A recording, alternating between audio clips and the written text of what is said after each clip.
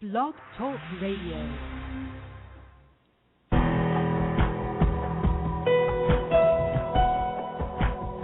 Welcome to our program on Kardec Radio. And now, here's our host, Dr. Vanessa Anceloni. Welcome, dear listener. This is the most interesting show because it talks about the prophets of all times, and especially the teachings of the female prophets. We're so used to hearing about the male prophets, like Moses and so many others. But what about the female ones? I mean, this is not about being feminist. It's just about history. It's about our own history because, as Allan Kardec said, we are born in this life as a woman and then as a man and so on and so forth. So there is a lot to know, and you're invited to join us. You can call us today and get to know about and talk to our most honoring guest, Zohara Meyerhoff Hieronymus. She's here with us, and we are very, very honored. You can call also to ask her questions, to talk to her at 858-769-4705. This is a toll-free number, so you don't have to worry about it. And if you're listening to this show post the live hours, you don't call because it's not going to work. The line's going to be off. But if you are listening to this right now, you can call us at 858-769-4705. Ask questions, any question you want, actually. But if you want to talk to Zohara Meyerhoff, we're here for you. Now, dear listener, you know, there's a lot going on. And this October, we have most interesting news. It's going to be the month of Kardec at Kardec Radio, because Kardec was born in October. And we're going to dedicate the whole month of October for all those who have been requesting more. They want to know more. They want to know more about Spiritism and the Spiritist Center and the Spiritist teachings. And here we are, because it's universal. It talks about us, irrespective of your philosophy of life, religious background. Here we are. And as soon as we finish the show today, we're going to share with you a most beautiful program for October.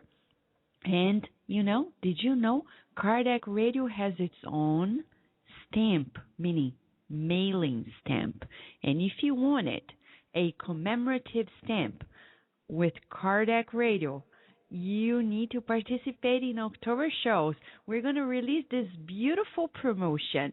As soon as you call us, you will be winning a Kardec Radio mailing stamp. Can you believe it? Kardec Radio is going to release this October a beautiful program. It's going to be Kardec's Month, and we're going to publish these news on the website as soon as we finish this show today, because the show today, it's all about the teachings of the female prophet, and we are most honored to have here with us Zohara Meyerhoff Hieronymus, who has been a long-standing collaborator of the Spiritist movement, especially in the Maryland area.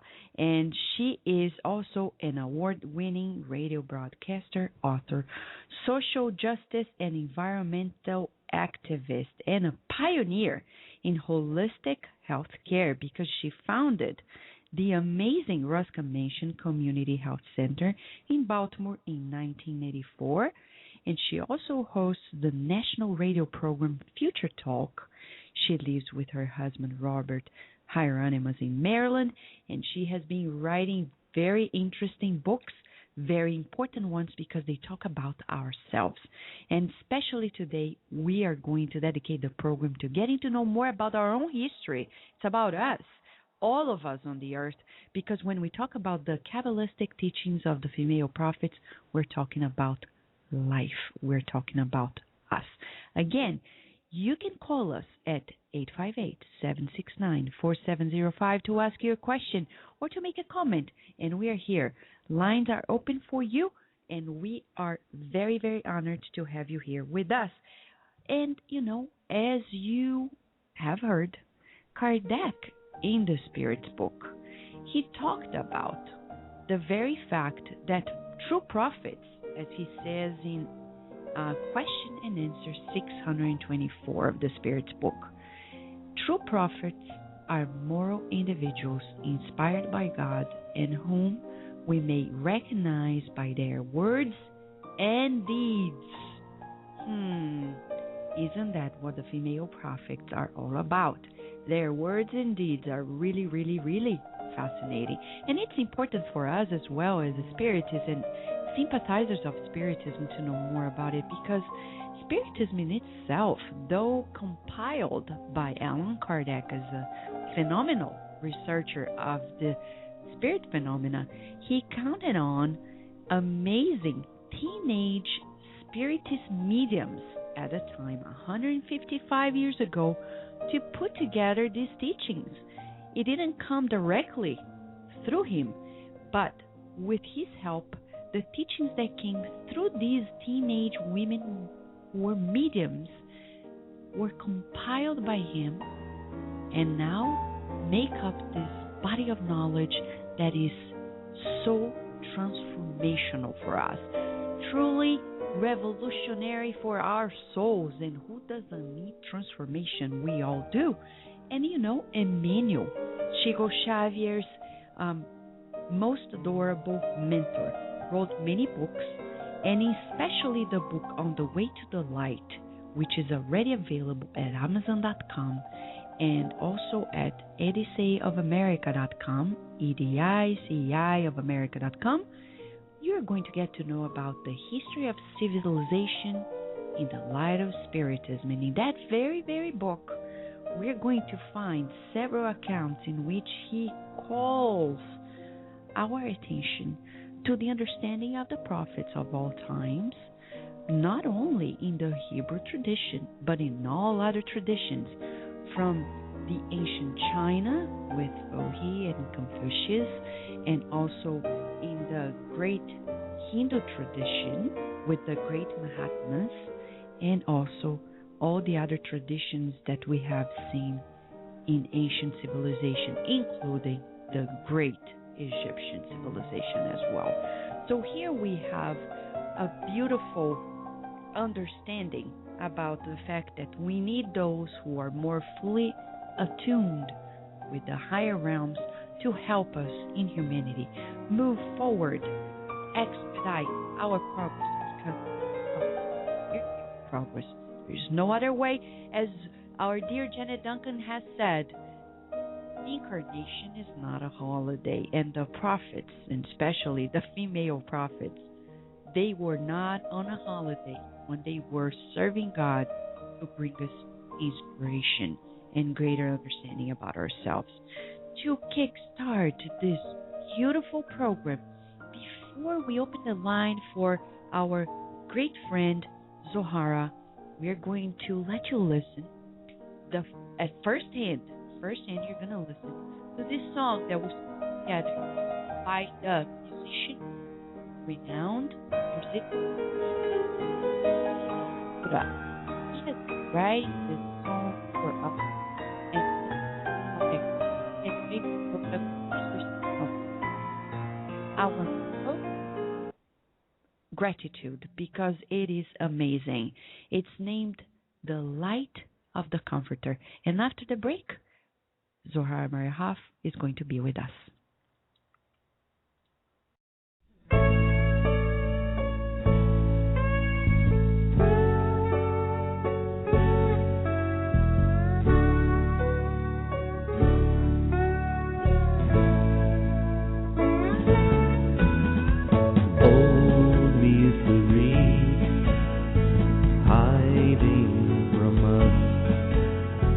Lay between the lines for centuries.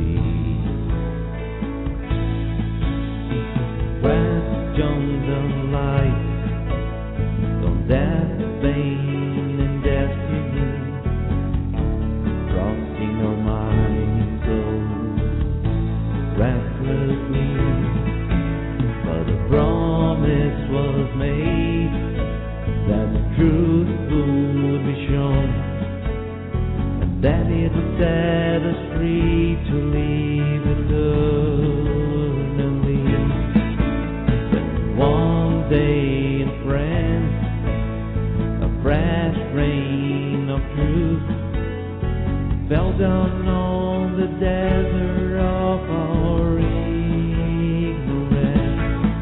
Now we know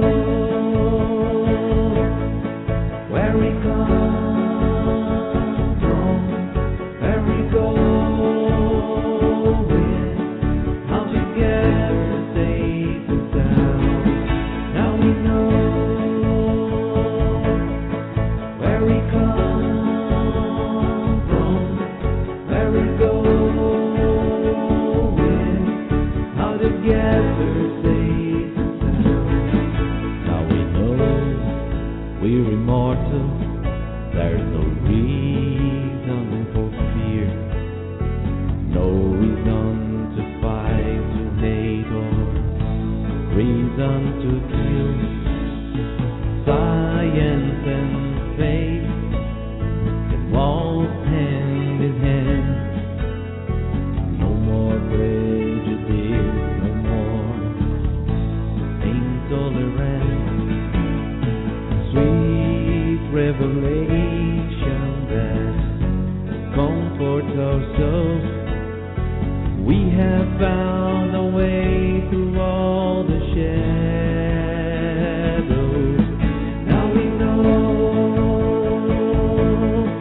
where we come from, where we going, how together safe and sound. Now we know where we come from, where we're going,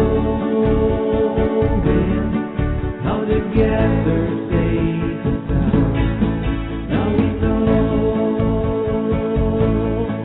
where we come from, where we're going, how together safe and sound. Now we know where we come from, where we're going, how together safe. We will return to our program after these messages. Kardec Radio, live every Saturday at 11 a.m. Nourish Your Soul with Kardec Radio.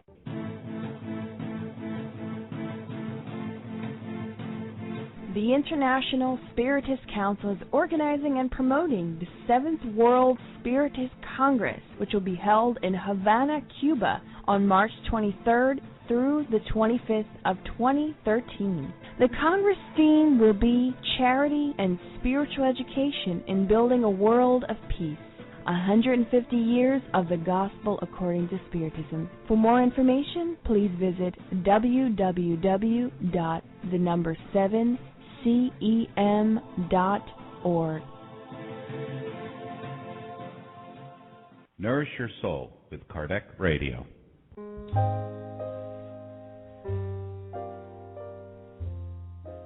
A new great book and tool for kids and educators. The children's book, Our Father by the Spirit Meimei, psychographed by Chico Xavier, is available for purchase at www.edisayofamerica.com. Buy your copy today. And now we return to our program. Dear listener, it's all about the teachings of the female prophets. And as Allan Kardec said, the true prophets are the ones that bring with them the alignment with God through words and deeds.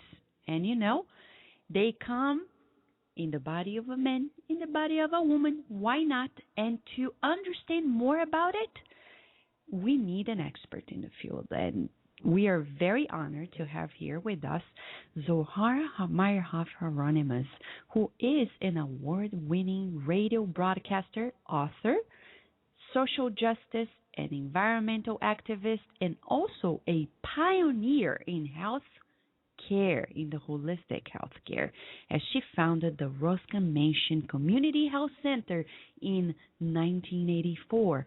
She is also the broadcaster of the radio show Future Talk. She has been writing phenomenal books, such as the one we're going to talk more about today, The Kabbalistic Teachings of the Female Prophets.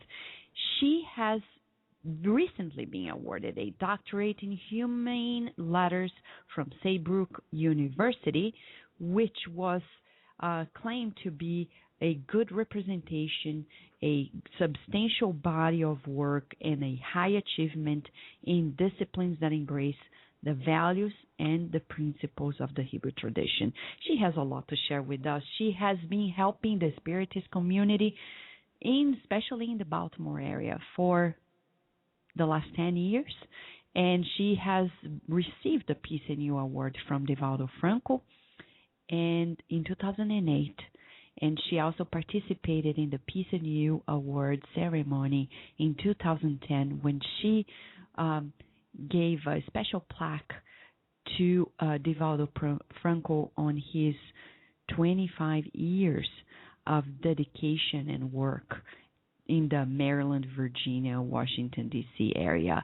Hi, Zoe. Thank you so much for being with us at Kardec Radio today. Good morning.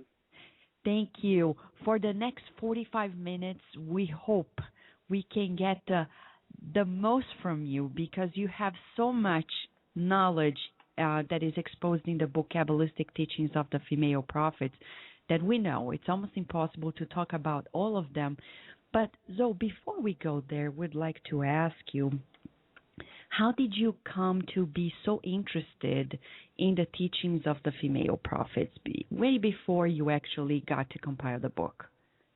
I think like many of your audience and practitioners of different spiritual paths, when you have an interest in how do you become the best human you can be, how can you be of service to God and the world, you automatically have to look within.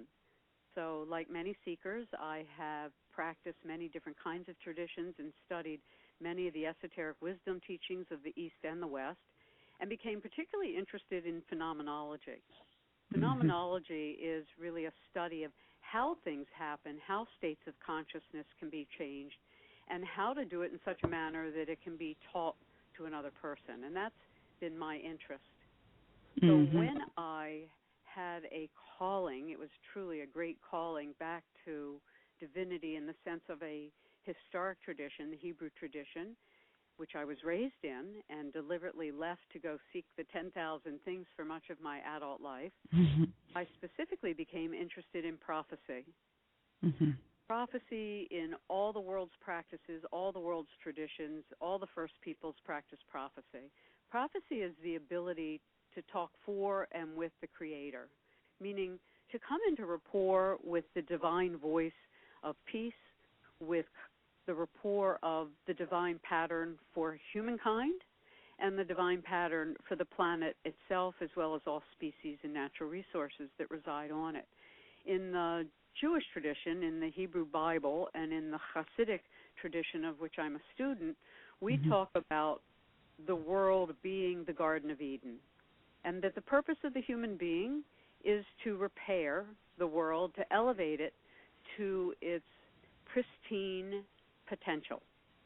So prophecy, and prophets in general, and every generation has them, though it's said that we are moving into the age of prophecy now as we speak, is an opportunity to bring people back to divine order, to bring people back to their own divinity and towards moving into unity consciousness. But so what does it mean that we are about to enter this age of prophecy? What does that mean for the listener who is not familiar with it? We are all, as a humanity, moving in the same direction towards unity. We're going to return to the kind of consciousness from which we come. We all come from the same divine source, and presumably we are all made in the same image of the Creator. So we all share a great deal in common in terms of our spiritual anatomy, in terms of our natural makeup, and in terms of our capacity as humans to become godlike. So prophecy is a time period in which humanity itself is awakening to its higher purpose and to its own divine voice. Every person, all nations, all humans. And what that means is really to come into rapport with natural order, with divine right order. And that takes a great deal of courage, a great deal of imagination, and a great deal of humility. And those are the three qualities, actually, in the tradition that I teach from that are required of any human being to become a voice for the divine in their own personal life and in the community. You know, it's interesting because the prophets of the Hebrew Bible and in the Hebrew tradition are not given this beautiful capacity for themselves alone. You become a servant to the community. And in fact, it was a very punishable error for a prophet to withhold information.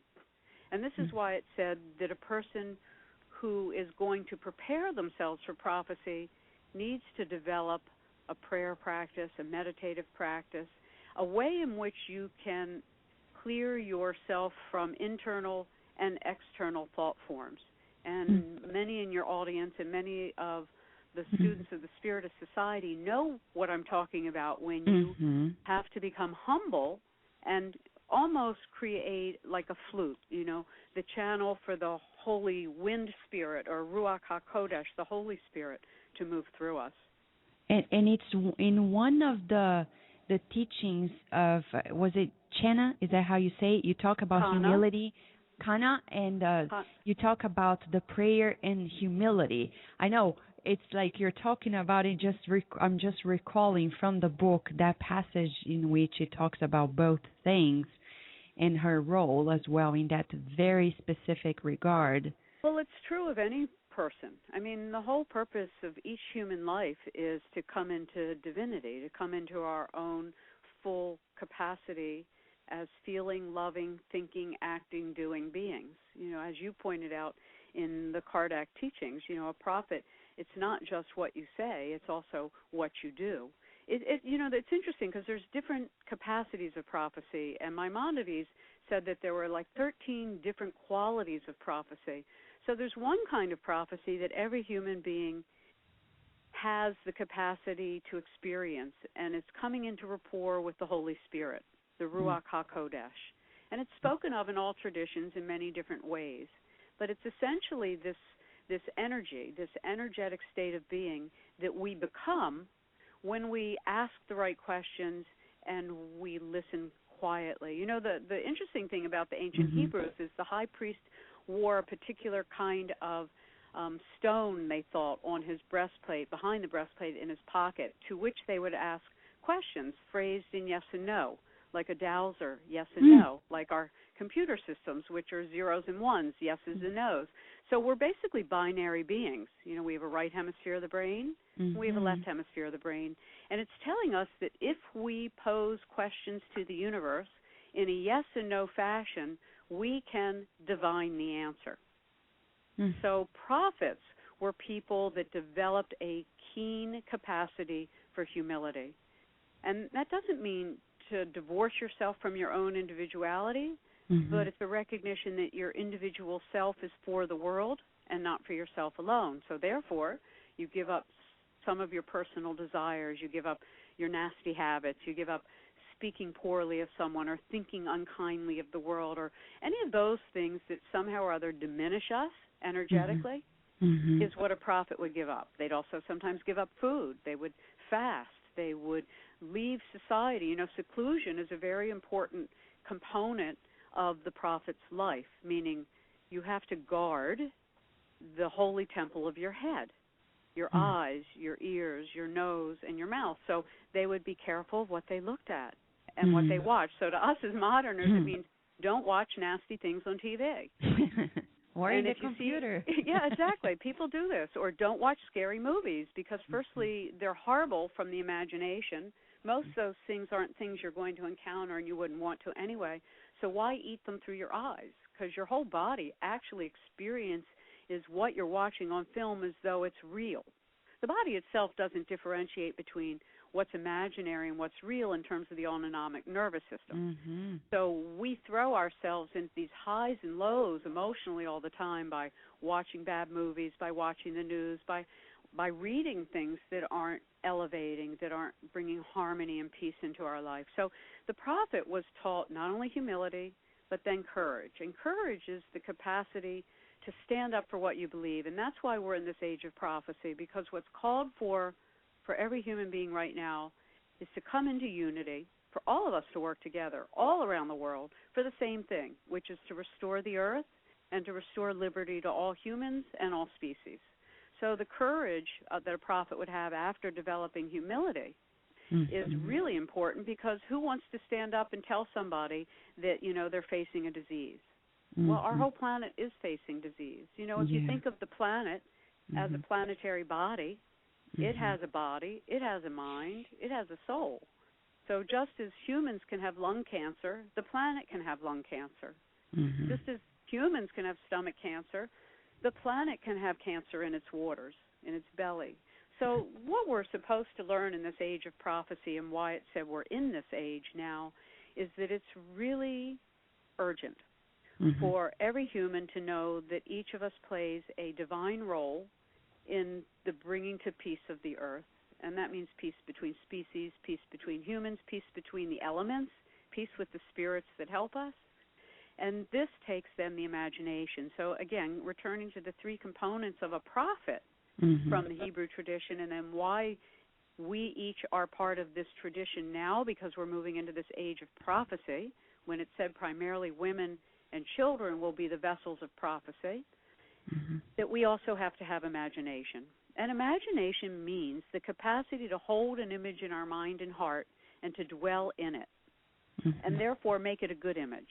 When we think things and when we plan things, plan them to their highest good, so that our intention is really what fills it energetically.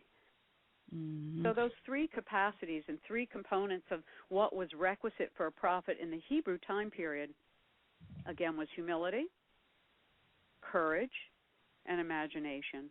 So we have to have the imagination for paradise. And I think all of us do, Vanessa. I think every human is stamped with the same paradisical memory. I don't think it's too much to ask for. I don't think it's childish, or, some people say that it's just dreaming. Well, I'd rather dream the big dream for the big good than any other dream. So those are the qualities each of us are to develop at this stage in human history: our humility, our courage, and our imagination. But as you say this, and you talk about the prophets, even before we talk about specifically the female ones, why do you think then that prophets usually have a hard time in their own communities? Because it hasn't been simple since ancient times, that they come and they have all these great qualities, but the community itself still struggles to embrace. And it didn't happen only to Jesus, it happened to Moses, it happened to so many others. Why do you think that it happens? It seems that the voice of prophecy gives a person a view of the future. And that was actually how the prophets were tested in the Hebrew tradition. They weren't told to split the sea or raise the dead or any of that, even though many of them had that capacity. What they were told was to tell the future. And if they told an event properly and they were tested over a period of time, they were accepted as a prophet. If they predicted events that didn't happen, they were not considered a true prophet. So it's interesting that a prophet is shown the future. So, for instance, if you see that a city is going to be inundated by a tsunami, and you tell the public, all 600,000 of you or 1 million of you need to get to high ground 2 months in advance of the event as a way to do it in an orderly procession, who would believe you? Who would do it? No one. So I think the problem for the voice of the future, and that's sort of been most of my life, is seeing the future sometimes a decade, sometimes 25 years in advance. And so when you first say it, people think you're crazy. I remember probably 15, maybe 20 years ago, predicting when gold would go up to 2,000 something, or at least over 1,200, and at the time it was 300 or something. And people, just thought I was being silly. Or when I talked about the New World Order and how it would be taking nations, that we would see nation-taking in the same fashion as corporations buy out corporations. And, of course, we do see this. It's not as transparent to people unless they think about how the World Bank or the International Monetary Fund or the U.S. Bank or any other bank loans money and indentures nation-states. Then the only way the nation can bail out is to give up its natural resources and many times its autonomy and sovereignty. So it's a new sort of extreme politic called nation-taking. So when I talked about that 20 years ago, 25 years ago, it wasn't understandable to most people. Now it's pretty clear. People can see whether it's Greece or Ireland or any other nation state that goes in, or a third world nation that goes into debtorship, as we are actually as a nation, but we don't talk about that much. So these are the kinds of things. Prophets point out where humanity is failing, where a community could go if they return to unity. You know, all prophets call the people back to God. All prophets call people back to the center of their hearts. And that's a place where society maybe doesn't want to go because it requires a personal reckoning. You know, then it makes every person responsible, just not the priest or the imam or the spiritual guide or the faith healer or the doctor or the surgeon, but it makes every human being responsible for the outcome of the world. You know, when I covered world events daily for 10 years, I used to say things like, well, when we'd be complaining about some dictator somewhere in the world that perhaps even our own government had financed, I would say, have you never in your life acted like a dictator? You know I have. Have I never in my life lost control, you know, and just done somebody in with my anger? Well, that's a type of weapon. So I used to point out that what we see in the outer world, most of us, if we're honest with ourselves, we can see some fraction of that reflected in our inner life. So prophecy ultimately, and the female prophets in particular, each came on the world stage about 100 years apart, between 1800 before the Common Era to about 350 before the Common Era, rather. And each of them came to bring the Israelites, B'nai Yisrael, the sons and daughters of Israel, which means the straight path to God, by the way. So everybody could be an Israelite, be on the straight path to God. Brought them a new and different development in their individual and communal lives. Oh, wow. Well, it's a lot of food for thought already. And our guests here are sharing with us in the chat room of Kardec Radio that they are really enjoying it. So we're going to give a very short break. When we come back, we want to know more about now why specifically the female prophets when we come back from the break. We will return to our program after these messages. Kardec Radio, live every Saturday at 11 a.m. Nourish your soul with Kardec Radio.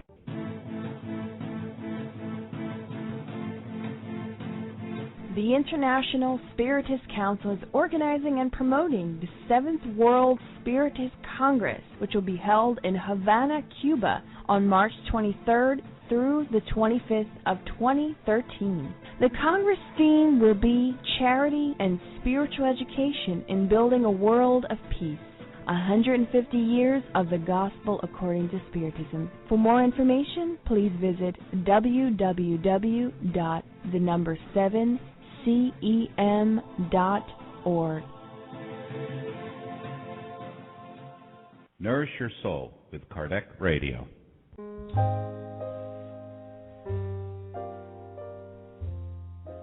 A new great book and tool for kids and educators. The children's book, Our Father by the Spirit May, psychographed by Chico Xavier, is available for purchase at www.edisayofamerica.com. Buy your copy today. And now we return to our program.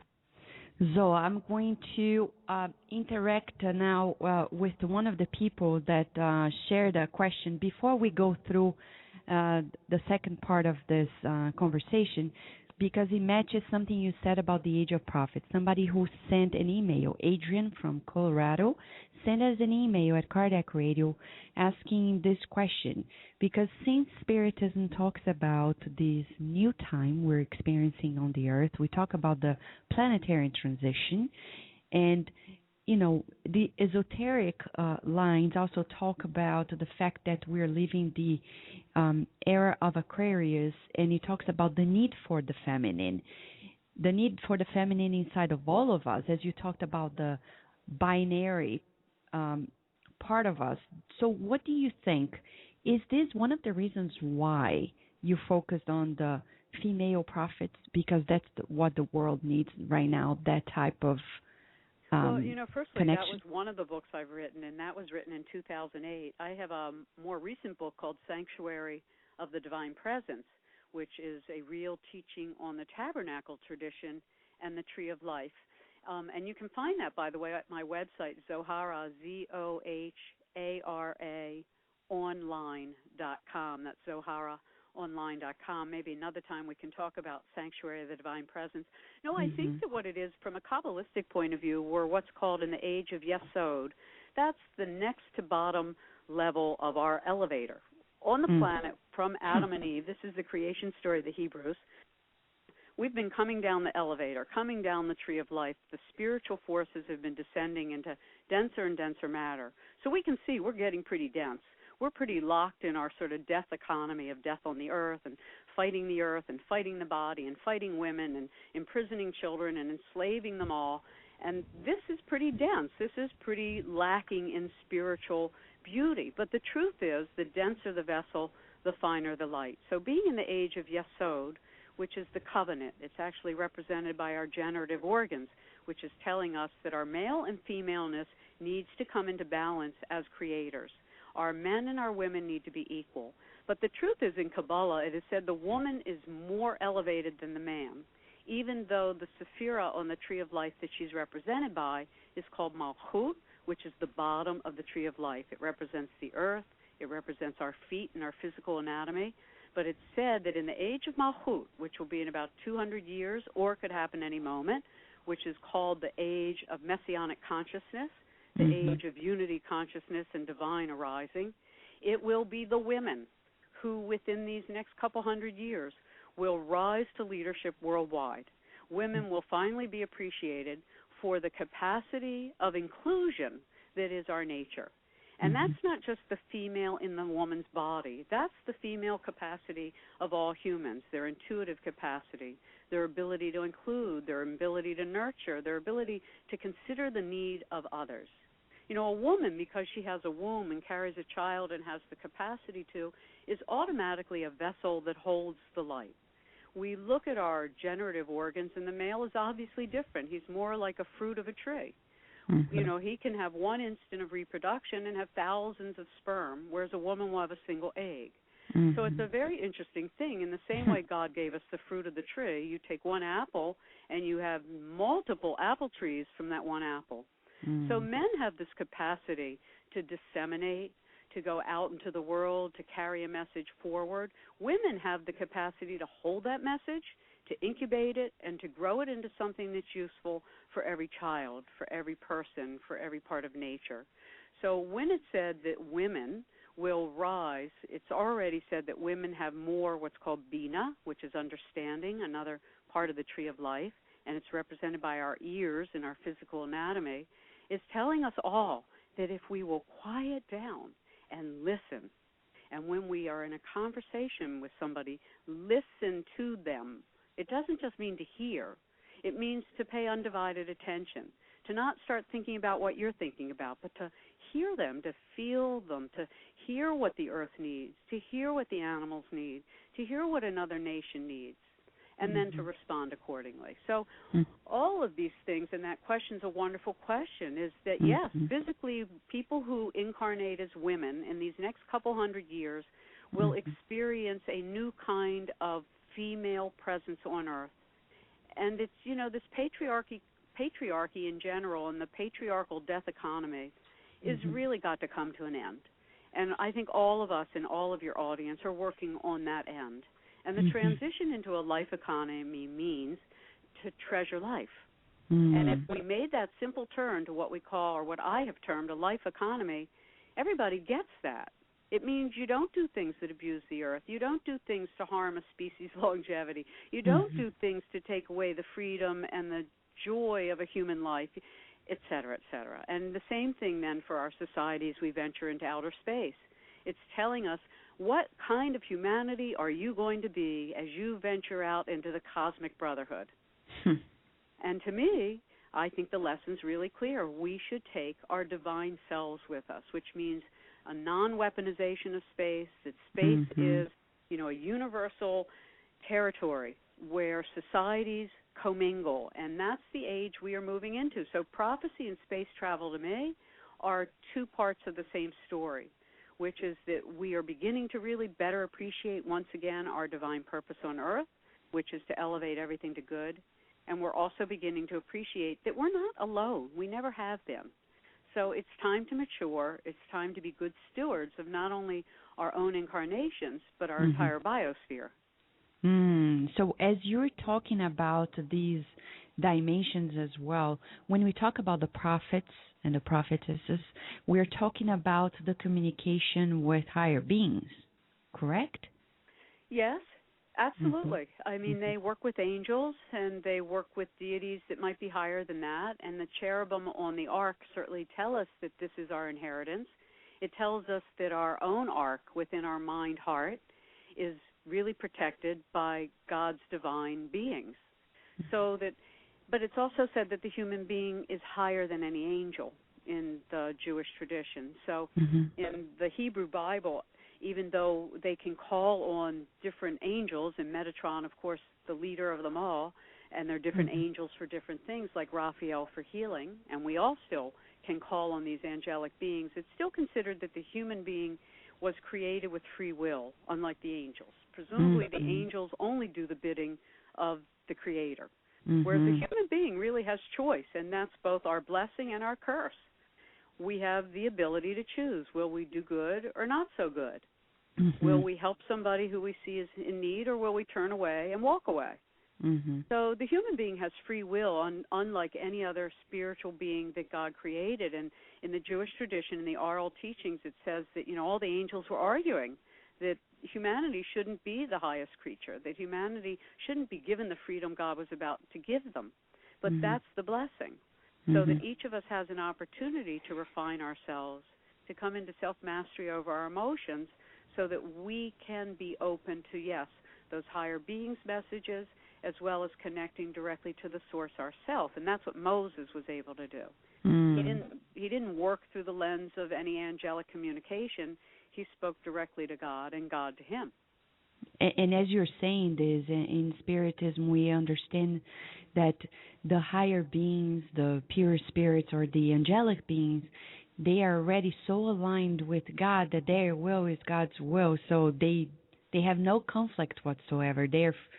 If their free will, if we may say this way, is already the will of God. So instead, in our case, we're still trying to understand what is God's will, what is my way. And as you talk about the prophets, and one of my preferred ones, if I may say this way, Sarah, because she, as you say on page 85 of your book, The Kabbalistic Teachings of the Female Prophets, you say that she was the only one who talked directly to God, right?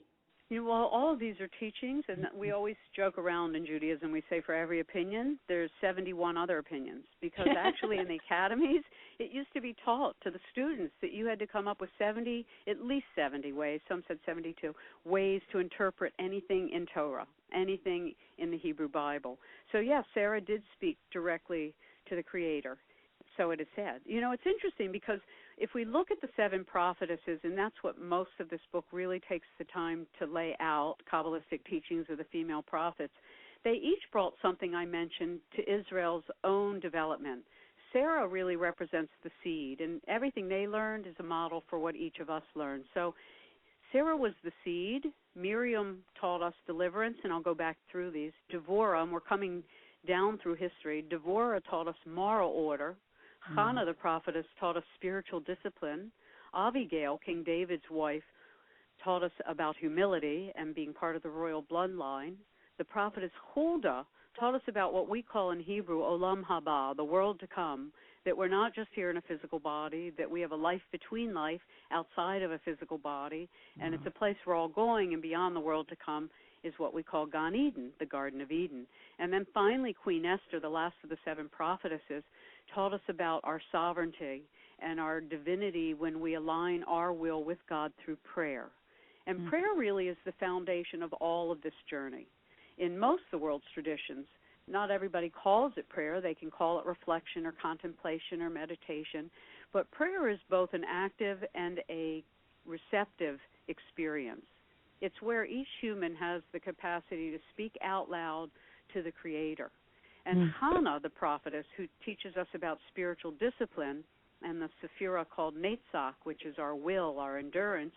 And that's the other thing, is they represent different parts of our spiritual and physical anatomy. She taught us the secret to prayer in the Hebrew tradition, and it's a 3-part process. First, you praise the Creator. Dear Lord, you are a wonderful, beneficent being. You order the universe. You give us life, whatever it is you want to say. And then you petition the Creator for whatever it is. Dear Lord, my brother's health is not great. Please restore his health to divine order. And then finally you thank the Creator. And you thank the Creator in such a way as you experience your petition having been fulfilled. So you don't pray from lack. You pray actually as though you're experiencing the fulfillment of your petition. So an example of this in an American Indian tradition fashion would be a shaman or a chief might dance for rain. And when they dance for rain, they don't just plead, dear universe, dear Creator, great spirit, bring us rain. They hear the rain, they smell the rain, they feel the rain, they see the rain on the earth. And what this is telling us, back to the prophet, when you use your imagination to actually experience the state of completion that you have asked for in your prayer, you make it more possible to happen. It's like turning up the volume of a song you like. So this was the secret that Hannah, the prophetess, taught us when she prayed to God for so long for a child, who she eventually conceived, who became the prophet Samuel, who co-ruled with David over Israel. Wow, that's amazing. But there is so much yet to understand about it, because people to date are so used to embracing the teachings of male prophets that it's quite new to so many people. I've received many emails through Kardec Radio from people saying, thank you for bringing this, because I was not aware. Some people said these very words, I was not aware that there were female prophets. Well, and the interesting thing about that, when I first asked the question, what provoked me to even look into it, I realized there were 48 prophets, if you can add Moses, 49, and 7 female prophetesses. So that's a 7-to-1 ratio, and I thought that was really interesting. So I asked, well, why did God, if God does everything with intention, only need 7 prophetesses for Israel's development? And that's what I discovered, is that they each really taught B'nai Israel and the whole process of each person's journey a different part of development. So Sarah, when she came with Abraham, they were the first teachers of Judaism. And then Miriam was the prophetess who, with her brothers Aaron and Moses, led the Israelites out of Egypt, across the Red Sea, into freedom. So she was the midwife. So it tells us that when we, and Sarah's whole thing was chesed, loving kindness. So it tells us that when we start something, we should do it with loving kindness. That's our right hand. Miriam represents our left hand, or what's called gevura, discernment, discrimination, separating things that are holy from not holy, giving birth to the holy. So that's already an instruction about when we go to do something in the world, we should use our right hand and our left hand, which means our loving kindness of Sarah the prophetess, and our left hand of deliverance. Deliverance is delivering the holy from the darkness. So when we deliver a child from the womb, we're bringing the child out into the world of the light. So in the same way in our lives. And then Devorah came, and she was the only judge that judged the people during her time period.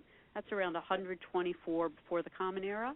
Not only did the male judges preside, but she was the only human allowed to actually pass judgment. And she sat up on the Ephraim hills under the palm trees, taught the people, made judgment. And so what's judgment?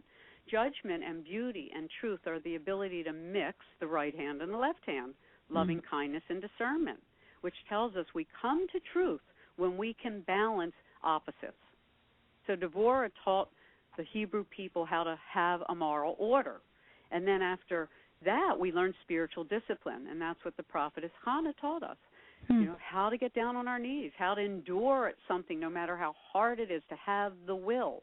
And then Abigail, the prophetess of King David, taught us humility. She got off her donkey. She, asked the king. Well, he wasn't king yet, though she knew he would be because she was a prophetess. So she spoke to him as though he were already a king, even though he hadn't even been crowned. So it's interesting. And they married, and they had a child. And then after them came Huldah. And Huldah was a prophetess who wasn't married, but all the prophetesses had male counterparts who weren't married, interestingly enough.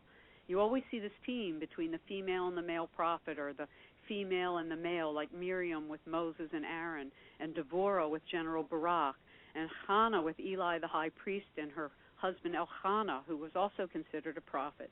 And so then when we finally get to Huldah, Huldah has actually the southern corner of the old Temple Mount is named after her, Huldah's Gate, which is where she had an academy. And she was the only woman, presumably, who taught at that location. And she really taught humanity about the world to come, meaning after this life, there's another life. And that life is why we live this life, in preparation for that life. So what she's basically saying is what the Hebrew people teach, is that our day of death is greater than our day of birth. At the day of our death, all the good we've done is illuminated to the world as a massive sunblow. So it's so inspirational. Isn't it? And so then finally we learn from Queen Esther, who managed to get all the Hebrew people to pray together because there was going to be a genocide. And it was through her prayer that she was able to overcome Haman, who they say was later, Hitler was the reincarnation of Haman. So that these plans of genocide sort of leapfrog centuries, but they're the same soul reincarnating into different forms. So she taught us prayer. And so prayer is really the foundation for humanity as a way to create one voice, one heart, one message, which is to come to divine order. It's so beautiful. And in one of the parts of your book, it talks about justice, charity, bringing beauty and harmony and innovation to humanity. And you even talk about the golden rule as the basis of moral order. It's so fascinating, Zoe, that, you're a really good teacher. And we we have an email from Paul from Canada asking us whether you give courses, workshops, trainings on the book of the female prophet. I haven't, but I've been encouraged by others to consider doing something online and to do like some open online classes, which maybe I can do, because the new book, Sanctuary of the Divine Presence, shows us how the tabernacle tradition of the Hebrews is really a description of how each of us becomes the high priest who gets to go into the Holy of Holies and make direct contact with God. An example is in the outer court they offer up bulls and sheep. So we give up our bullishness, we give up our sheepishness. We refine ourselves and our emotions, which is the purification of hands and feet in the water laver, and so and so.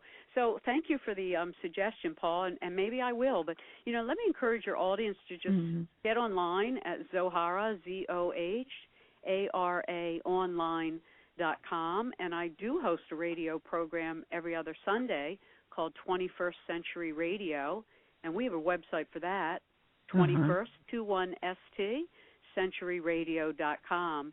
And my husband, Dr. Bob, and I have been doing this for almost 30 years, and we basically try to bring people the new paradigm of consciousness in all different kinds of fields, from UFOs to radionics to non-GMO farming to biodynamic farming, etc. Okay, so we're going to give the last break before we go to the last part of our interview, because we have a few questions here for you from our listeners, and also we wanted to know about the crowning moment of the book, which you already lightly brushed on, which is about humility, and would like to ask you more questions about it. All right. We'll be right back. We will return to our program after these messages. Kardec Radio, live, every Saturday at 11 a.m. Nourish your soul with Kardec Radio.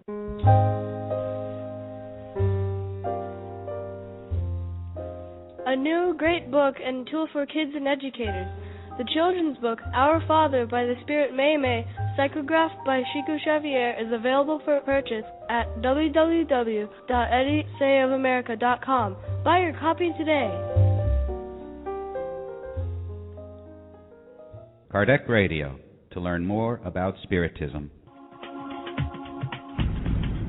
The newest edition of the Medium's book by Allan Kardec is now available. Purchase your copy online or via your ebook reader. Simply go to www.edicofamerica.com today. Nourish your soul with Kardec Radio. Join us every Thursday, live, Evolution in Two Worlds, a journey of the soul through the teachings of the Spirit Doctor, Andrea Luiz. Connect at www.twoworlds.org. tvcei.com, Channel 2. Nourish Your Soul with Kardec Radio.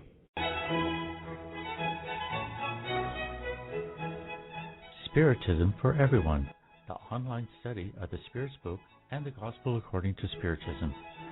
Spiritism for Everyone meets every Wednesday evening and Saturday morning using the latest technology in web conferencing. You can join in from any computer in the comfort of your home or office, no matter where you are in the U.S. or the world. Spiritism for Everyone is open, free, and requires no registration. To access the web live meetings, go to www.spiritus.us. Spiritism for Everyone is a program of the United States Spiritist Council.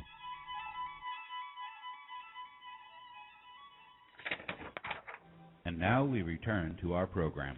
Dear listener, we are here talking about the female prophets and their teachings. It's a lot to know. And we are delighted with the teachings that Zohara Mayer Hieronymus is bringing to us. She is an award-winning radio broadcaster and social justice and environmental activist and professional artist. She's the founder of the Ruskin Mansion Community Health Center in Baltimore since 1984, and she's the host of national radio program Future Talk. You can get to know more about her several websites, including ZoharaOnline.com or at her radio show, the 21stCenturyRadio.com. At KardecRadio.com, you always find information about her, since we'll keep this show on demand with the information as well. By the way, we want to share with you, as we start the month of October, we are going to dedicate the whole month to Kardec. People have been asking this to us, and we have given in, and you have a lot to know. But there is one main feature. You're going to be amazed. Did you know that Kardec Radio now has its own commemorative stamp, mailing stamp? And if you want to win it, all you have to do is to call Kardec Radio on our live shows every Saturday during the month of October, and you're going to be winning one beautiful commemorative stamp, Kardec Radio, Nourishing Your Soul. And if you want more, we're going to open a store at Kardec Radio online, and you're going to be able to buy your own booklet of stamps of Kardec Radio. Can it be better than that? I don't know. It can be better if we could keep Zohara with us for much longer, because, Zohara, we're really enjoying this. There's so much. It's so inspiring. It gives us so much hope to know about this teaching, especially when you talk about the greatness of humility. When God wanted to give Israel the blessings of peace, when God wanted to give Israel blessings, he found the vessel of peace was the highest vessel there is. So it's telling us that we're given an incarnation to arrive at inner peace and to make peace in the world. And I'd like to say to your caller who asked about classes, I can promise you, if you read my book, Kabbalistic Teachings of the Female Prophets, or Sanctuary of the Divine Presence, they're really written for a student to learn from, not just to sit down and read. So I promise you, you make the effort, you'll learn the Tree of Life, and it's a magnificent tool. Yeah, Elizabeth Mason is here, and she's saying it would be nice to listen a bit more, please. Perhaps another time I'd love to join you again. Yes, I'm sure you will honor us with your presence another time so we can talk more about this and the other books. Now, Zohara, in the Spiritist magazine, issue 15, when we dedicated to the 150 years of the Medium's book and mediumship according to Spiritism, we have published a whole interview with you. It's there at thespiritistmagazine.com, issue 15. And one of the things that we talked about and we would like to share briefly here with the audience is your connection with the Spiritist movement. You have been so not only instrumental but truly an angel for us, especially in Spirits out of Baltimore, and to bring us to another level and to help us when we were very, very little and needed a space to do our meetings. And then later on in 2008, you received a Peace in You award from Divaldo Franco, and your relationship with Divaldo Franco has been so spiritual. Could you share with us your thoughts in regarding to all of this? Well, to meet a group of people who are committed to being quiet enough to listen to the higher realms and then to bring through what the deceased beings, other humans who have already crossed over have to say. We have great teachers, some who haven't manifested for millennium, but they're still available to us. And when I wrote my book, I constantly tried to come into rapport with the prophets and prophetesses. And I know to some people that will sound strange, but to you all, it probably sounds normal. That's our job, is to be the voice for those who have more to offer. And so to me, when I met you and I learned of what you were trying to do, I thought it was just such an important addition to the world to have serious men, women, and sometimes children really devoting themselves outside their professional lives to being a voice for the spirit realms. Divaldo Franco is just one of the most amazing people, and when I met him in person, I immediately started to have visions of these beings around him and described them to him, and he told me their names, and I think we just had this natural affinity for service. He has spent his entire lifetime making the world such a better place worldwide, and in particular his mansion that has enabled so many children to have a better life that they might not otherwise have had. So I have such respect for the job he's done with men, women, and children in his own community and inspiring others in the world to be of service.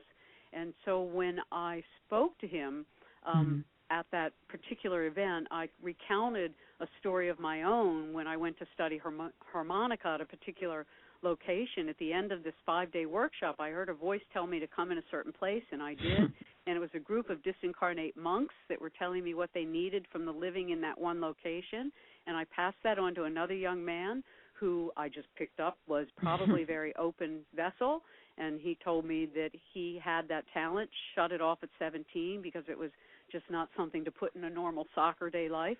And he then reopened to it. And the reason I tell that story in brevity is that Divaldo did for me what I think I did for that young man. Was Divaldo really showed me that you can be a channel, you can be a medium, and still live a very good life in the world and be productive using that talent. And I had always sort of kept this a little secret, even when I did talk radio daily on world affairs and got information through dreams and visions.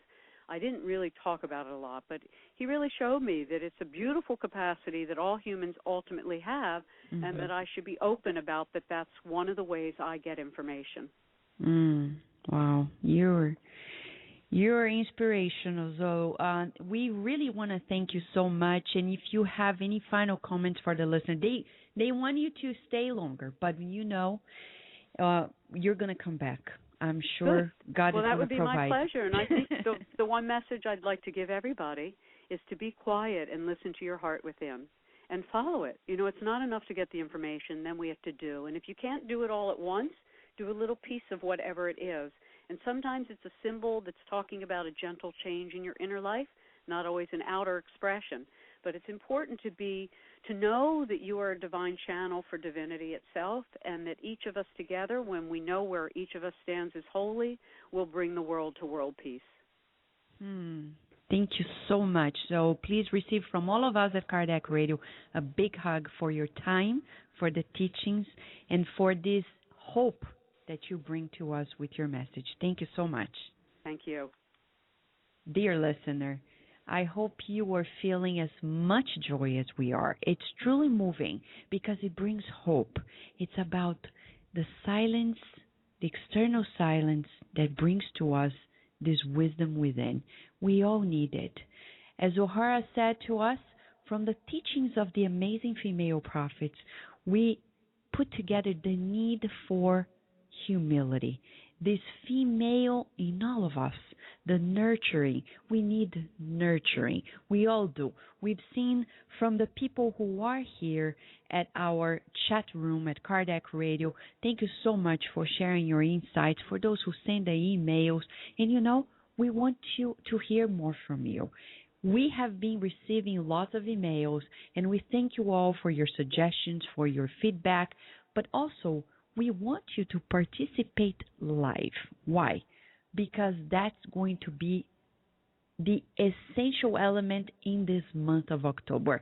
Many people have been asking questions about Spiritism to us, and you could ask them online. This October is going to be the month of Kardec. And as soon as Kardec Radio finishes the program today, we're going to publish the program for October, and you're going to love it. And the greatest news is when you call in, you will be winning a Kardec Radio commemorative and legitimate USPS stamp. Nobody has it. You're going to be the first one. And it's not about, I'm the first one. It's about the honor of sharing this good news, disseminating it through your mail. You can also buy the booklet of Kardec Radio stamps, and it's going to be there online. And you're going to get to know more about it at KardecRadio.com. Many beautiful shows. This last quarter of this year is going to be very important for the earth. Very special. And we have a lot to share with you to nourish your soul. Now we're going to go for a short break. Very short. It's only a minute and a half. When we come back, the beautiful segments by Kirsten DeMello. She's going to talk about the necessity of work. We're going to talk about social networking in the segment Spiritism for You from Dr. Marco Magalhães from Canada. And then later on, the teachings on how to tell our children to forgive with Bernadette Leal, Master in Education and Spiritist Coordinator of the Youth Activities. And then to wrap up the show in the highest tone, messages from God at Home with Naur Fonseca and Gabi Ferreira. Stay there, connected, and if you have questions, you can call us at 858-769-4705. We will return to our program after these messages. Would you like to liberate yourself from your life struggles or to find inner balance? The Inner Journey CD has 3 beautiful visualizations that will help you bring harmony to your life. As Joanna DeAngeli tells us to, live in a way that you leave enlightening footprints in your pathway as if they were stars pointing out the pathway to happiness. To find the CD, go to the bookstore on the Spiritist Society of Baltimore webpage, www.ssbaltimore.org. That is www.ssbaltimore.org, and start your inner journey today. Nourish your soul with Kardec Radio.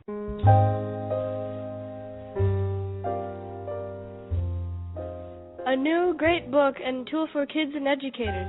The children's book, Our Father by the Spirit May, psychographed by Chico Xavier, is available for purchase at www.edisayofamerica.com. Buy your copy today. And now we return to our program.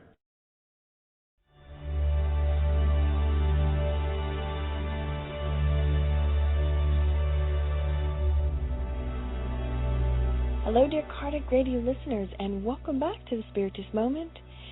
We are now so excited because we are studying Chapter 3 of the Spirit's book. We are going to the second law, the law of labor, and the subsection that's entitled the necessity of labor.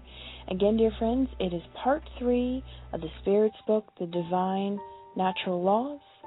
Well, the Spirits explained to us about the necessity of labor. Well, the Spirits explained to us that yes, the law of labor is indeed a law, and as such, it is a necessity per se, per the Spirits in question 674. They even go on to say that civilization obliges persons to work harder because it increases both their needs and their enjoyments. So, in layman's terms, as we break that down, what does it mean? Well, the more evolved, the more civilized we become, create more needs and more enjoyments we hope to obtain. And this is quite logical. It makes sense. The more evolved we become, the more things we desire, we want to work towards. So this pushes us to really work more, work harder. And what's interesting also, dear friends, as we study the Spirit's book, the Spirits tell us that as human beings, as we differentiate between us and the animal kingdom, one of the major differences is that we as humans have an incessant desire to progress, implanted us by God, but we have this incessant desire to progress, to constantly be pushed to move ahead. And this law of labor also has something to do with this incessant desire to be better. We must labor to be better. But also the spirits don't miss a beat, because they also, in question 675 and other questions throughout this chapter in the law of labor, they seek to clarify something that's very important for us to understand, that labor or work is defined as every useful occupation. Anything that is useful, that is labor. They also inform us in question 677 that also animals do not progress from labor, although the spirits do let us know that, and we quote, "But while devoted entirely to providing for their material needs, they are also unknowingly the agents that collaborate in the designs of the Creator." So we know that the work of the animals has its purpose and has its meaning, but the labor that they do does not lead to progress. But human beings, the spirits tell us, labor has a double objective. Very interesting. They tell us that it has two objectives. One, preservation of the body, and two, the development of thought, which is also a necessity, and which raises them above themselves. So it's interesting, because who would have thought that the law of labor has something to do with the development of thought? But we've seen, if we really truly think about labor, it really requires us to think a lot. Especially as we begin to evolve, we become a civilized society, it really pushes us. And this is explained in question 676, and the spirits, Kardec, and the collaborators at that time had asked the spirits, why is labor imposed on humankind? And the spirits explained that it's a consequence of our corporeal nature. And we quote, "It is an expiation, and at the same time, a means of perfecting their intelligence. Without labor, humans would remain in intellectual infancy." And this makes a lot of sense, dear friends. If we think about the evolution of man, the evolution of our society, and just civilization in general, we have to become more intelligent, find more ways to be more effective in obtaining food and shelter, basic needs that are very much necessary for our day-to-day lives. Men and women, of course, have to come up with ways to labor towards attaining those things, thereby pushing us to progress naturally on its own by way of labor. So this, dear friends, is something for us to think about. Labor truly is a blessing because it pushes us forward, and labor is also good for our physical body. It makes us really work out and use all of our muscles, which is actually very healthy for us. And we also are developing our intellect. And needless to say, it is also a law of God's divine creation. So let us remember the blessing in labor, knowing that everything that is useful occupation is labor. And may we always labor for the goodness of others, for the poor and the weak. And as we studied last week, the end part of the law of worship, the spirits tell us, and we bring it to mind now because it connects with the law of labor, that God always blesses those who practice good. Helping the poor and the afflicted is the best means of honoring God. So that is a blessed type of labor, dear friends. And we leave you with these thoughts until next time. Many blessings.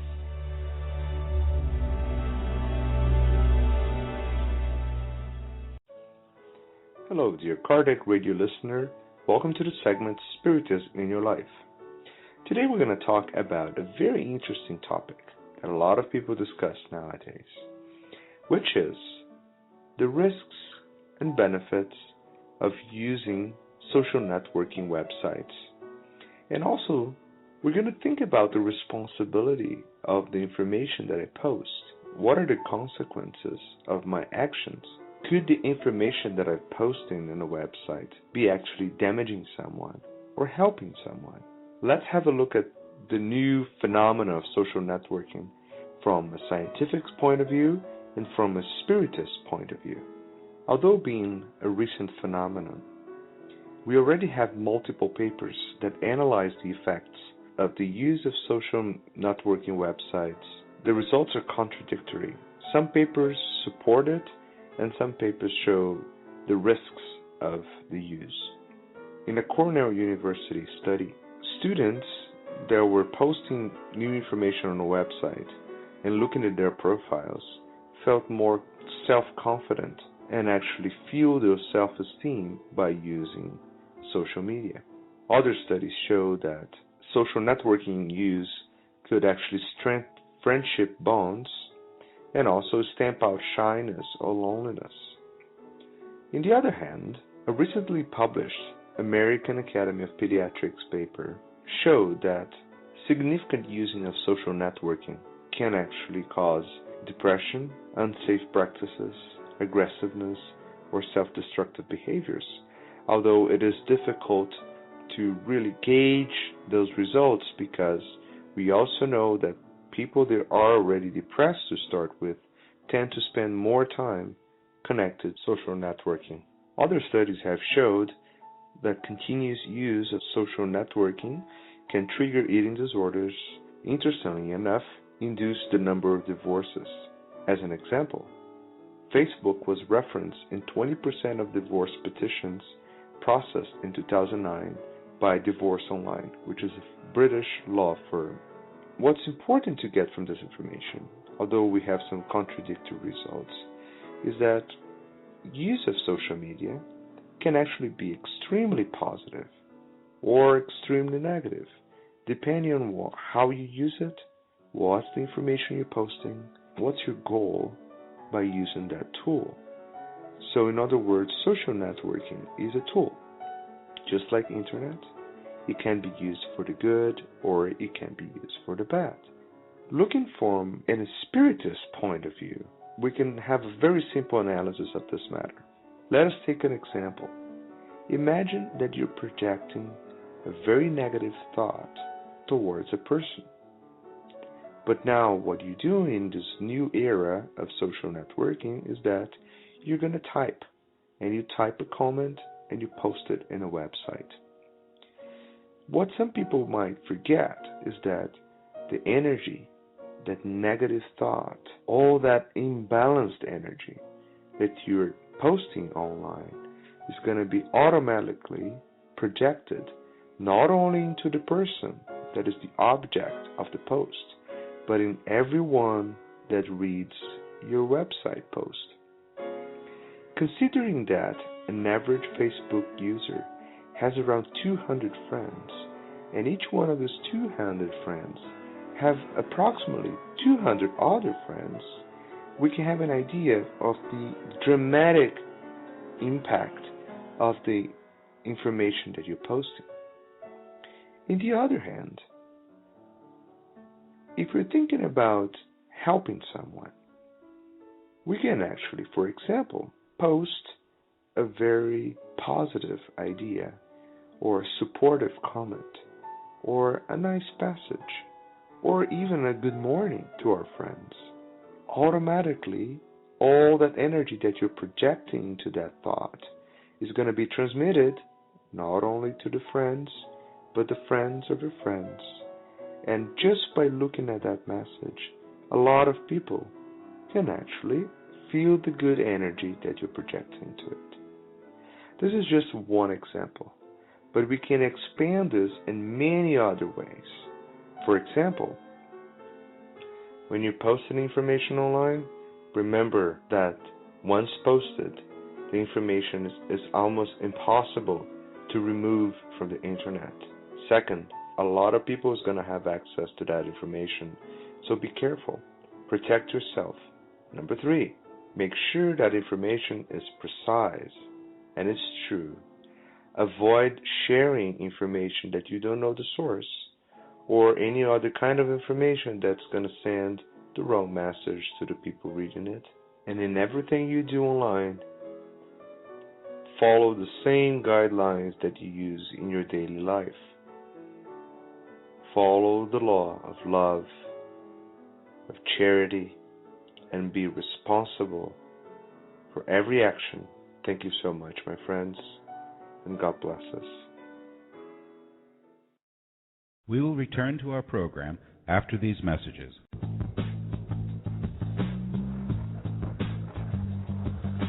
Do you find yourself with no time to stop and read or meditate about spiritism or spirituality? We have a great solution for you. The audio CD called Unfolding Our Spiritual Nature, Path of Harmony by Ra Tashira is an enlightening CD with a question and answer session as well. Feel the enrichment and purchase your copy today at www.ssbaltimore.org.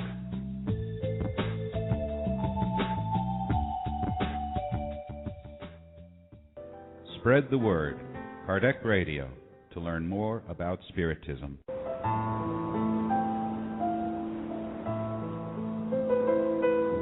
Learn more about indigo and crystal children with the book The New Generation, The Spiritist View on Indigo and Crystal Children by Devoto Franco with Vanessa Anzalone. Whether you're a parent or not, this book will enrich your mind.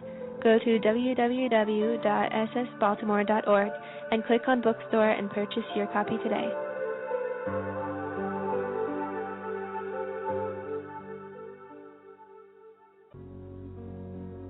The Spiritist Magazine is a trimestral, digital periodical that publishes the latest news on the Spiritist thought and the movement in the USA and worldwide. Subscribe now at www.spiritistmagazine.com. Now we return to our program.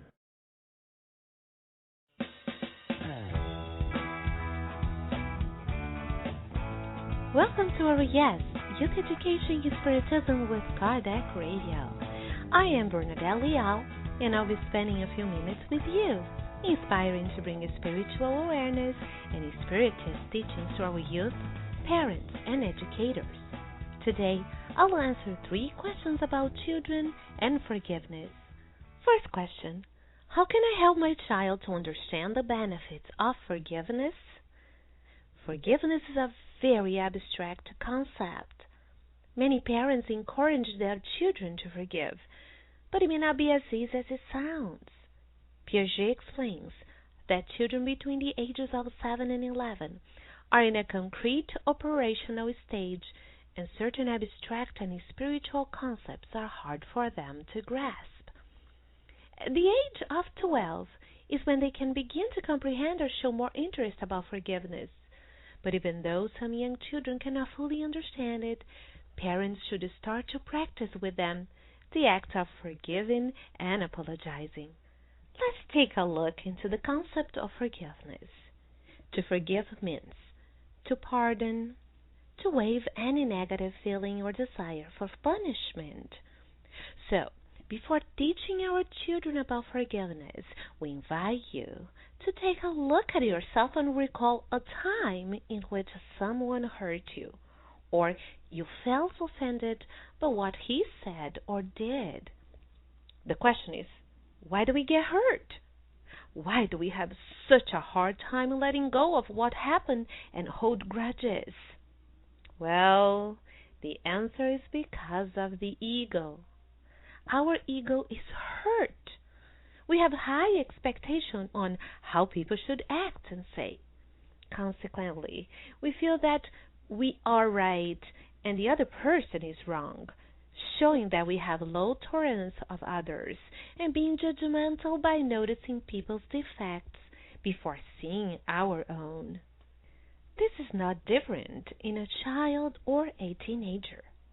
They get easily frustrated and hurt because their expectations on people and situations. Since they are young and immature, it is hard for them to accept that people think and behave differently than they do, making it hard for them to forgive at first. As Paul the Apostle said in the Gospel according to Spiritism, absolute and unconditional forgiveness of all offenses is a distinguishing trait of great souls. Resentment is always a sign of lack of spiritual progress. Take a look at Jesus, for instance. He did not take anything personal. Even though people at his time attacked him, he was not offended by their actions or felt he had to forgive them for what they did. He fully understood the person and was able to look with compassion deeply into his soul, see his struggles and limitations. Instead of judging, Jesus loved everyone. He truly practiced love your neighbor. Second question, what should I do to help my child to forgive? It is important to teach and practice with our little ones how to apologize so they can learn the behavior. As they get older, between the ages of 7 and 11, we can help them to deal with their feelings as they forgive or ask for forgiveness. In a situation in which a child is struggling to forgive someone, keep in mind that he's hurt, upset, maybe angry, and probably feels that he has not done anything wrong to deserve it. Seeing himself as a victim, he struggles with his feelings, and therefore he will not be thinking about forgiveness at first. The idea is to guide the child to release his negative feelings so he can approach the situation with less emotion about what happened.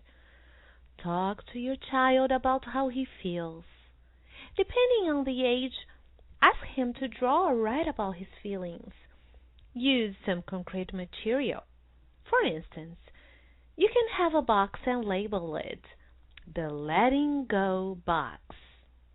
Then, on pieces of papers, instruct your child to write words about his feelings, sentences, drawings, and put them inside the box. As he does it, remind him that he's letting go and letting God take care of his worries and feelings. Next, ask your child to write the name of the person who hurt him and also put it in the box. After that, say a prayer together, asking God to help your child to let go of his struggles, troubled feelings, bring healing, and also pray for the person who offended him. Every day, take some time to address the box by reading the sentences and words, talking to your child about what he wrote, and praying. Soon, he will see that he no longer feels the way he used to about the situation and the person who hurt him, making it much easier to forgive. Another example inspired by the book The Worry Tree is to create a forgiveness tree. Have the outline of a tree on a poster board and tape it on the wall. Then draw and cut tree leaves of different sizes and ask your child to write on each leaf a feeling and what is upsetting him. Next, tape each leaf on the tree so he can see or read what he wrote. Always remember to pray with your child, asking God for inner peace. Once your child overcomes some feelings, take the leaf related to that feeling and replace it with one leaf that says peace. This is a great visual tool because children can see their progress till the tree is all filled up with peace leaves. In a situation in which a child is asking for forgiveness, he needs first to be able to put himself in the other person's shoes to sincerely apologize. Ask him how he would feel if someone had done that to him, and then talk about feelings. Read stories about forgiveness, give examples, and allow some time for the child to think about what he did. Feeling sorrowful is the next step toward asking for forgiveness. It is acknowledging that he hurt someone, does not feel good about it, and is ready to make amendments.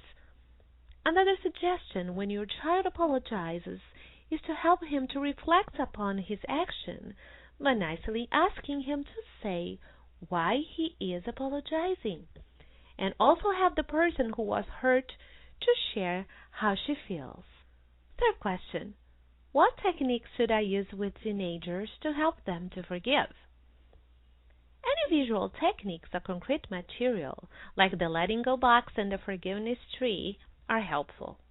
But with teenagers, you can go deeper into the issue using more reasoning and have a positive discussion. It is easier for teenagers to ask for forgiveness and apologize because they have already developed some moral values and a better understanding about the consequence of their actions. On the other hand, they struggle more on forgiving someone who hurt them. They get stuck into the drama and on what happened, blaming others and feeling they are victims. Plus, nowadays with social media, teenagers share their personal feelings and events online, and as a result, many of their friends feed their frustrations, increasing their anger and negative feelings. Therefore, do not expect that a teenager will forgive someone overnight. Just accept that it may take a little longer compared to a child. One helpful technique that you can use with teenagers and also with adults is the steps of forgiveness. This is a very positive approach so they can see where they are and how they progress. Here's what you do. Draw 10 steps as if you were going upstairs. Explain that they will be working on the steps to get inner peace and toward forgiveness. There is no rush, and they may take as much time as they need meditating and working on the stage they are. Here are the steps. Number 1, anger, upset. It is how you feel at the moment. Number 2, revenge. You may feel that the other person should suffer or pay for what he did to you. Number 3, awareness. You begin to realize that the negative feelings are not good for you. Number 4, reflection. You think about what led the other person to act that way and how you reacted. Number 5, want. You realize that it is not good for you and begin to think about forgiveness. Number 6, willing. You are willing to give the first steps toward forgiveness. Number 7, ready.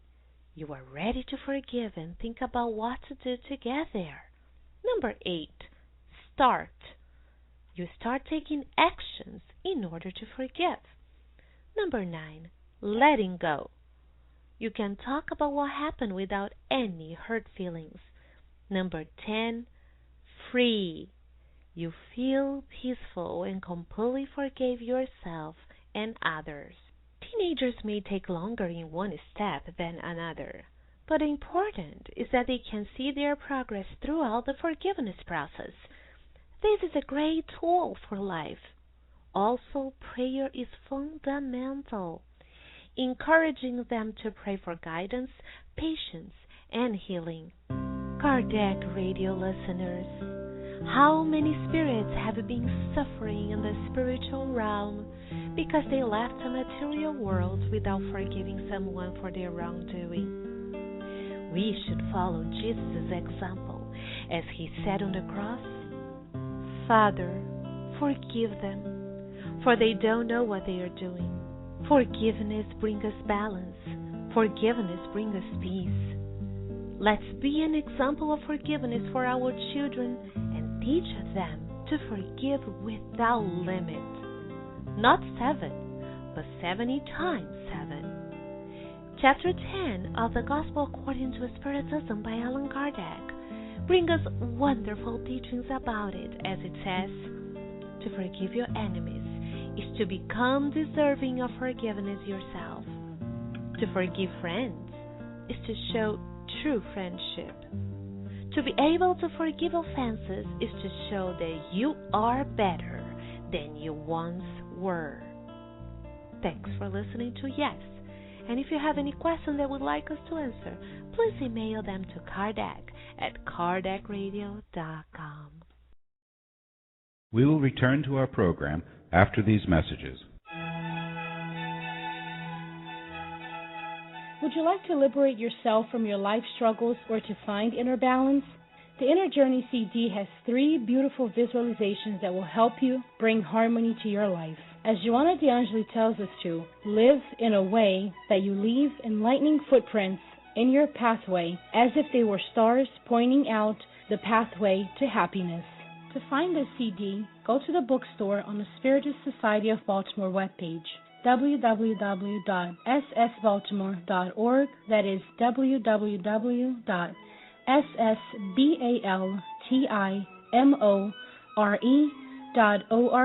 and start your inner journey today.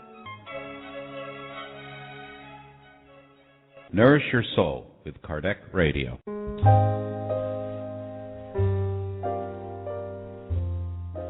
A new great book and tool for kids and educators. The children's book, Our Father by the Spirit May, psychographed by Chico Xavier, is available for purchase at www.edisayofamerica.com. Buy your copy today. And now we return to our program. Good morning, dear Kardec Radio listeners, and welcome to one more program with God at Home. I am Naur Fonseca. And I am Gabi Ferreira. Today's lesson is from the book Jesus in the Home by the Spirit Neo Lucio and psychographed by Chico Xavier. Do you believe that God is concerned with every creature, every one of us? Do you think that every prayer is answered? So the answer to both of these questions is yes. But to understand better how every prayer is answered, we need to listen to the following story. An old teacher of the divine commandments was on a mission of heavenly truth from distant village to distant village, accompanied by his dog. One night, darkness began to fall without him having determined how many miles separated him from his next destination. Noticing that being all alone in the middle of nature was quite frightening, he prayed for protection from the Eternal Father and continued on his way. When the moon last night finally set in fully, he saw a wide and comfortable-looking hollow by the side of the path. Petting the dog that was following watchfully behind him, he decided to lie down and sleep. He was just about to settle into the hollow when a dark cloud of voracious flies attacked him all of a sudden, forcing him to continue on his way. The old man continued walking when he came to a deep creek on a stretch where the road forked. A rustic bridge offered a way across it on the main road, and just beyond it, the ground looked welcoming, because although it was enveloped in nocturnal darkness, it looked like a broad white sheet. The holy preacher decided to lead his obedient companion to the other bank, but the bridge suddenly gave way, collapsed, and broke into pieces. With no other way across, the old man took the other path, and finding a healthy tree full of welcoming branches, he thought about conveniently taking shelter under it, because from the sounds of thunder in the distance, the sky was announcing a storm. The stately tree offered an alluring and safe shelter in its hollow trunk. He was ready to take up refuge there, but a gale began blowing so strongly that the tree came crashing down and split apart. Thus exposed to the rain, the traveler continued on his way. After approximately 2 miles, he came across an old country house that appeared to have a soft light on inside, and he breathed a sigh of relief. He knocked on the door. The gruff man who answered refused him in no uncertain terms, alleging that the place did not welcome visitors in the middle of the night and that he was not allowed to take in strangers. He begged and pleaded, but the preacher was forced to continue onwards. He got as comfortable as he could beneath the storm near a small hut. Soon, however, the dog, terrorized by the incessant lightning, ran off yelping, becoming lost in the darkness. Now alone, the old man wept in anguish, believing that he had been forsaken by God.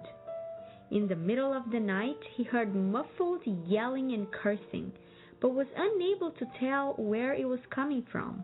Curious, he waited for dawn, and after the sun began to rise in its full splendor, he left his hiding place and found out from some terrified farmers that a band of thieves had pillaged the very same house that he had been turned away from, and had killed the people who lived there. A sudden spiritual light bloomed in his mind. He realized that divine goodness had saved him from the evildoers, and that when the howling dog ran off, he had been assured a peaceful night's sleep. When told that he was on the path heading in the opposite direction of where he wanted to go, he retraced his steps in order to get back on the right road. When he got to the broken bridge, a repairman explained to him that the white soil on the other side was nothing more than the treacherous swampland where many careless travelers had died. The old man gave thanks to the Father for having saved him, and when he reached the fallen trees, a young boy told him that the seemingly welcoming tree trunk was a well-known wolf's den. Very thankful to the Lord who had so miraculously helped him, he sought out the hollow where he had tried to rest. In it, he found a nest of poisonous snakes. Offering endless thanks to heaven for the different forms of help that he had been unable to understand at first, he continued onwards, safe and sound, to carry out his work. The Father always hears our pleas, but we need discernment in order to understand His answers and put them to the best use. We often are not able to understand the divine response to our prayers. We lack a broader spiritual perspective of the events in our lives. By studying Spiritism, we learn that the universe is governed, that there is no such thing as chance, and that benevolent, wise, and pure spirits execute the will of God and guide us in the direction of progress, goodness, and love. Begin each day with a prayer asking for God's blessing, and end your day with a prayer of gratitude. Next time something upsets you, try to listen to the heavenly response in your life.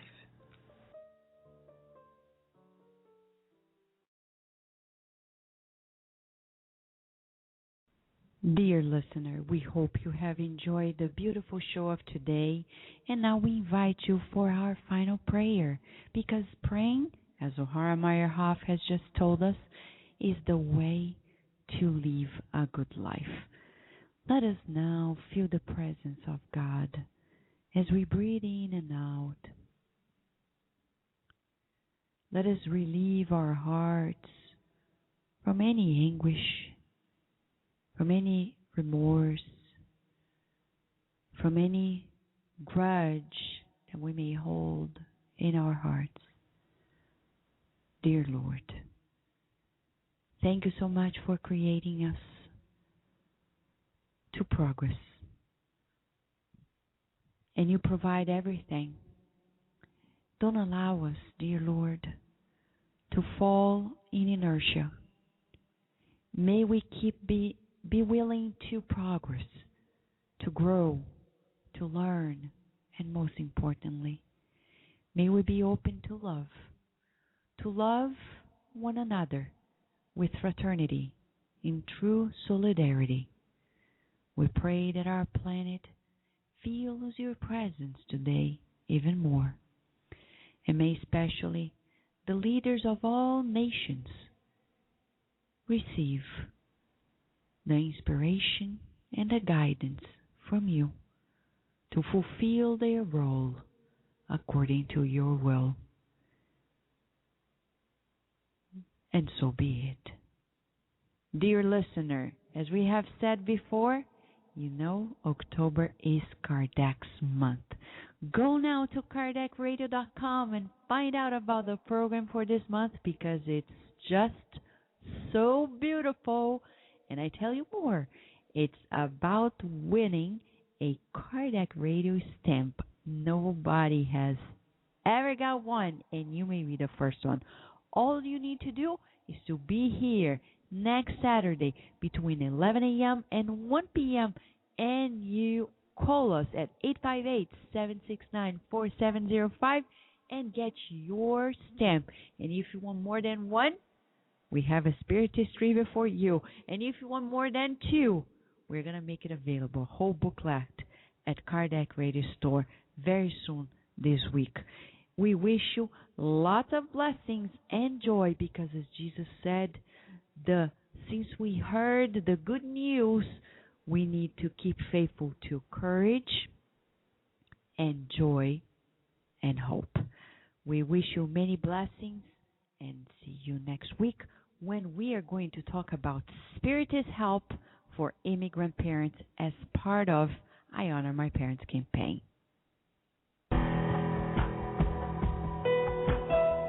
Thank you for listening to Kardec Radio, broadcasting live every Saturday morning at 11 a.m. Eastern Standard Time. Email us and share your comments at www.kardecradio.com. Until next time, we wish you many blessings.